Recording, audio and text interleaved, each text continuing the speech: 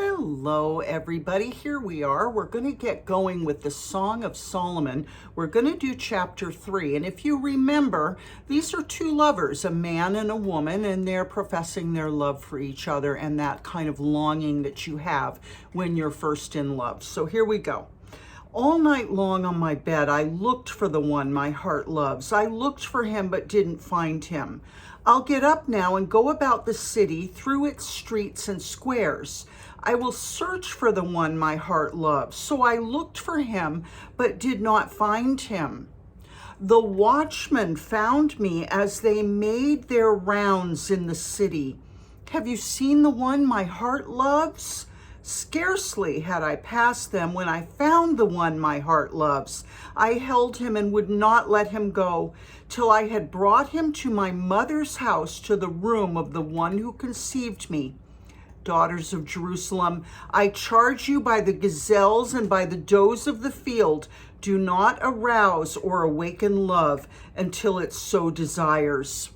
That's said again. That's the second time we've heard that. Who is this coming up from the wilderness, like a column of smoke, perfumed with myrrh and incense, made from all the spices of the merchant? Look, it's Solomon's carriage, escorted by 60 warriors, the noblest of Israel, all of them wearing the sword and experienced in battle, each with his sword at his side, prepared for the terrors of the night. King Solomon made for himself the carriage. He made it of wood from Lebanon. Its posts he made of silver, its base of gold. Its seat was upholstered with purple, its interior inlaid with love. Daughters of Jerusalem, come out and look, you daughters of Zion. Look on King Solomon wearing a crown, the crown with which his mother crowned him on the day of his wedding, the day his heart rejoiced.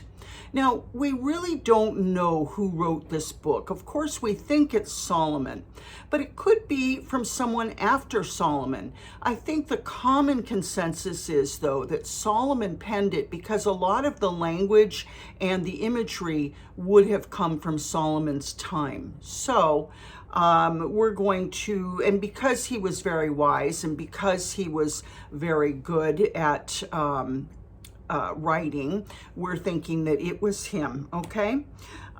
Song of Songs, chapter 4. How beautiful you are, my darling. Oh, how beautiful. Your eyes behind your veil are doves. So this would be the man now speaking.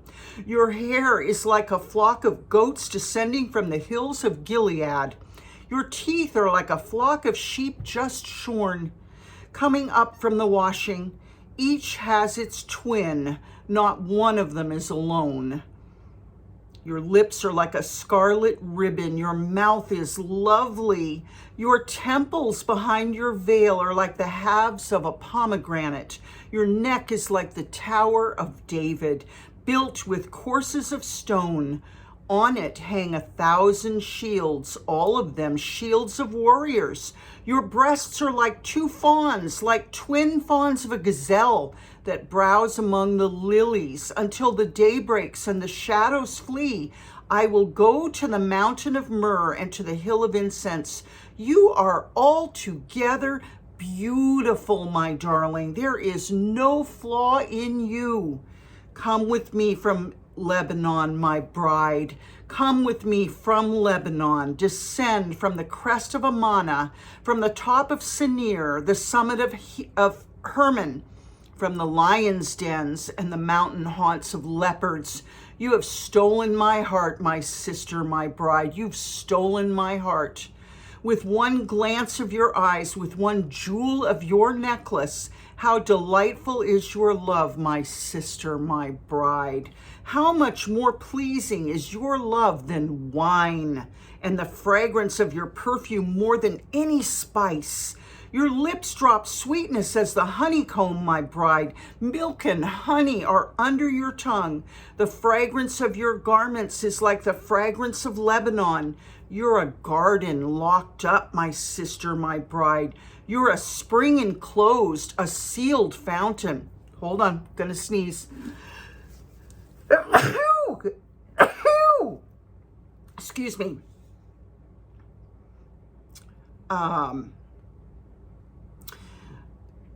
You are a spring enclosed, a sealed fountain. Your plants are an orchard of pomegranates with choice fruits, with henna and nard and saffron, calamus and cinnamon, with every kind of incense tree, with myrrh and aloes and all the finest spices.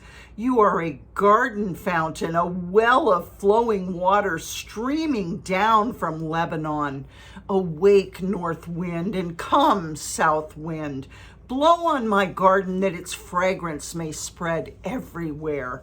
Let my beloved come into his garden and taste its choice fruits. So, we don't know, but maybe Solomon wrote this for a woman that he loved. Who knows? Song of Songs 5. Now he says, I've come into my garden, my sister, my bride. I've gathered my myrrh with my spice. I've eaten my honeycomb and my honey. I've drunk my wine and my milk. Eat, friends, and drink. Drink your fill of love. I want to say something here, and this is definitely not scripture, but I was thinking, Jim Morrison wrote something to Pam Corson, who was the woman that was with him in the important times of his life, the one that I guess was the most important one. And he wrote something to her, and it stuck with me. He said, your milk was my wine, your silk was my shine. Okay, now we can see how that falls short of this beautiful poetry, but I never forgot it. Your milk was my wine, your silk was my shine. And I'm thinking right here that in a weird way, because, life imitates art often, or, who knows who taught Jim Morrison what back in the day of his life when he was little. But let's read this again. I've come into my garden, my sister, my bride. I've gathered my myrrh with my spice. I've eaten my honeycomb and my honey. I have drunk my wine and my milk. Eat, friends, and drink your fill of love. And that was said by the chorus or the friends. And then she says, I slept, but my heart was awake. Listen, my beloved is knocking. Open to me, my sister, my darling, my dove, my flawless one. My head is drenched with dew, my hair with the dampness of the night. I've taken off my robe. Must I put it on again? I've washed my feet. Must I soil them again? My beloved thrust his hand through the latch opening. My heart began to pound for him. I arose to open for my beloved, and my hands dripped with myrrh. Wonder what they're really talking about. Now, some people, of course, say this is all very sexual, and perhaps it is, okay? But I tend to think a little further than just a sexual thing. I almost, they say that, well, I won't go there, but I will say that, I see a lot of things in pictures. So these are beautiful pictures, and I see something different. I don't have to simply stand back and say, yes, this is sexual. When I hear of a hand coming through an opening, what does it say here? My beloved thrust his hand through the latch opening. My heart began to pound for him. I arose to open for my beloved.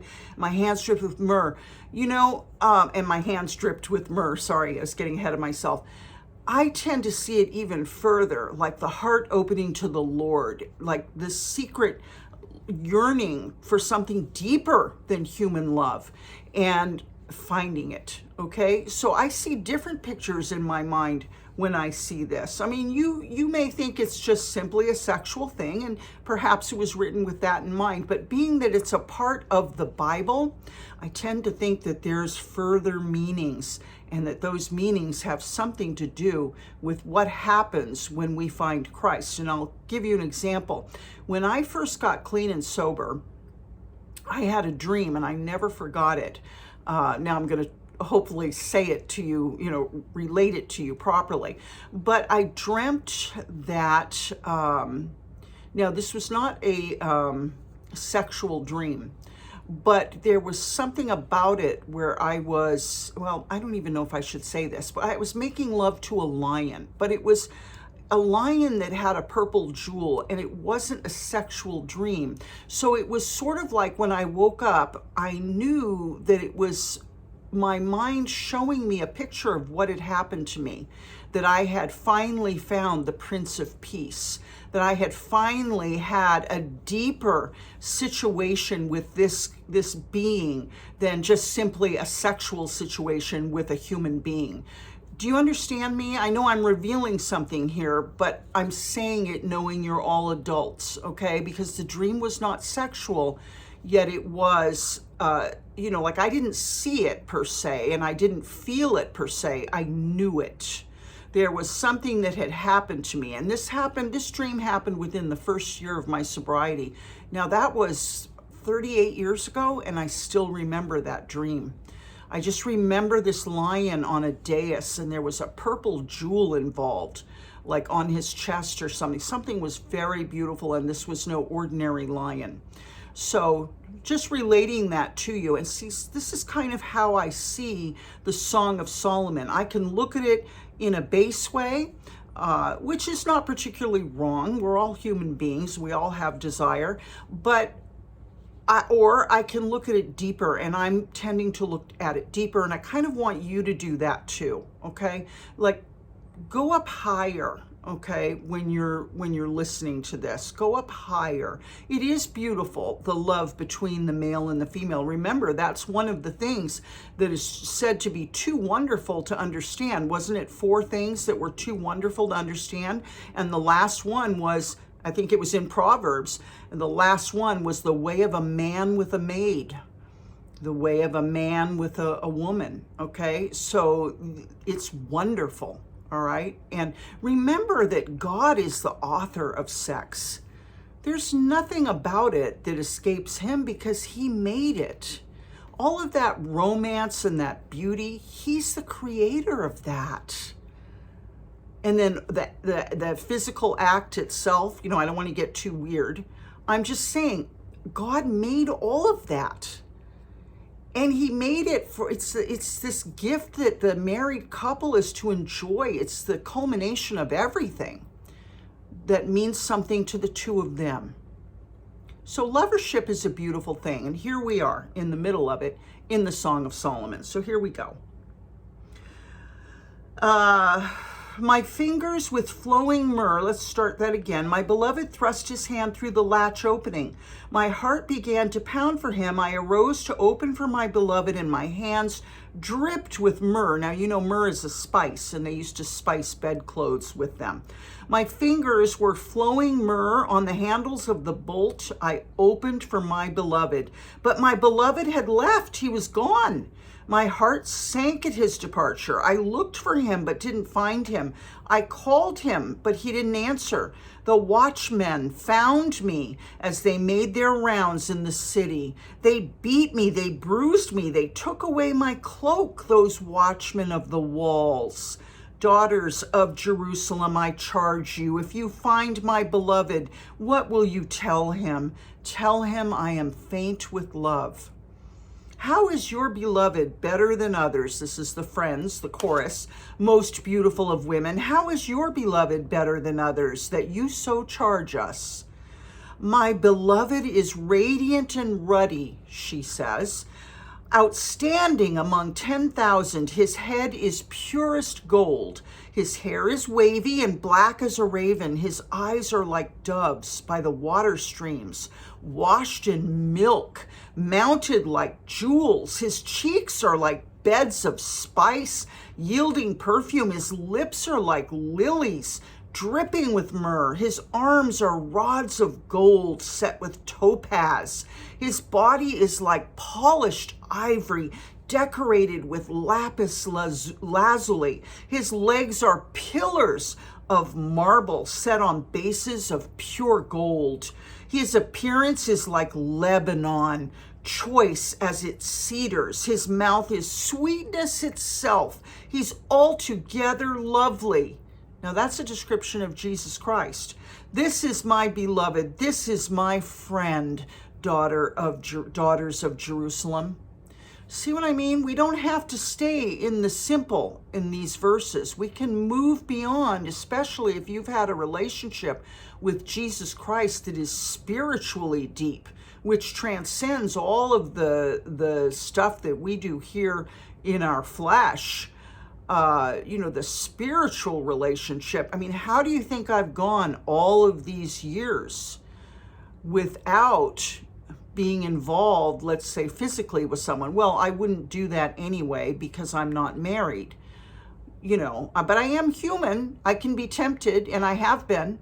But the point I'm making is that something satisfies my soul.